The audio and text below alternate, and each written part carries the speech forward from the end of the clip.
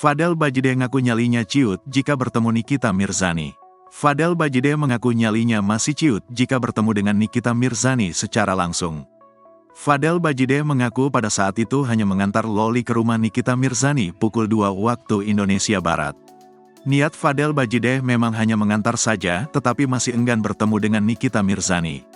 Fadel bercerita soal kronologi saat mengantarkan kekasihnya itu ke rumah ibu kandungnya. Penari asal Kupang tersebut mengantarkan Loli pukul 2 pagi, sama seperti apa yang dikatakan Nikita beberapa waktu lalu. Fadel menekankan bukan dirinya yang ingin bertemu, melainkan hanya Loli saja yang menemui Nikita secara langsung. Fadel juga mengatakan jika dirinya diminta oleh Loli untuk menemaninya bertemu dengan Nikita. Namun, Nikita memang tak akan pernah menerima Loli untuk datang ke rumahnya lagi.